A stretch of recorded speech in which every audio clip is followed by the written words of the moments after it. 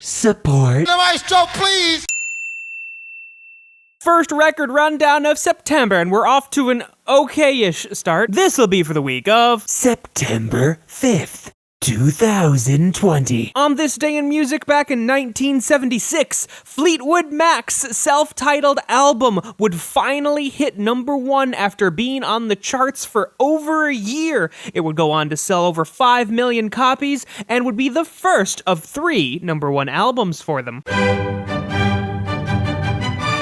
We almost had something to talk about. Christopher Tin's To Shiver the Sky popped up at #6. Maybe it'll hop up one more place, who knows. Don't mean a thing if it ain't got that swing. Still no new jazz albums. I know we talked about Sinatra at the Sands last week, but that was simply a recharting of an older album. Singing. I love rock and roll. Look up at that Everest.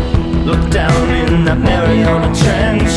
Look now. Despite the rumors of The People's Key back in 2011 being this group's last album, 9 years later, it's apparently not, and we have some exciting features on this. John Theodore, the drummer from Queens of the Stone Age, and Flea, the bassist of the Red Hot Chili Peppers, give their contributions to this project. I was a road in the Mirage.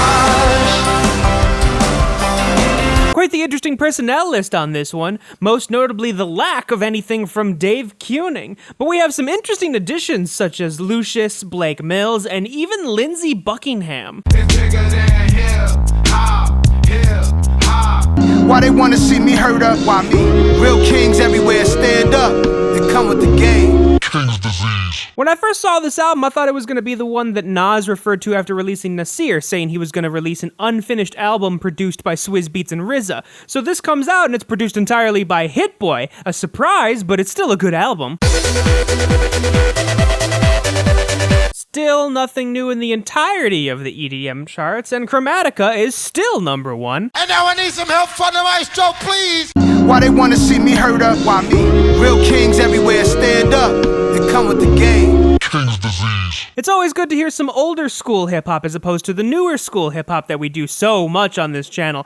Not necessarily saying one is better than the other, that very much depends on the artist. Like I said though, it's refreshing. What's your name, man? Alexander Hamilton.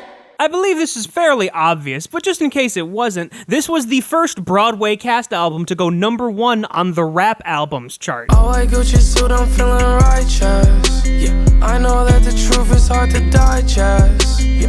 Fun fact, with this album, Juice WRLD is now the 3rd artist to have at least 5 songs in the top 10 of the Hot 100's entire existence. The only other 2 artists being the Beatles and Drake, who currently holds the record at 7.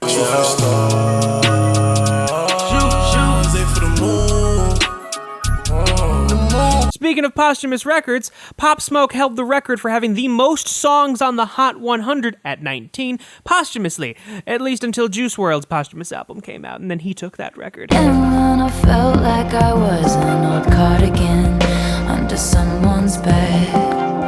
More record facts. Taylor Swift currently holds the Guinness World Record for most day one album streams on Spotify for an album released by a woman with 80.6 million. On the male side of that, Drake has it with his album Scorpion having 132.45 million. Not the biggest start for a month, but hopefully September has a good number of albums that we'll be able to go over in the next 3 weeks. And now I need some help from the maestro, please. Maestro.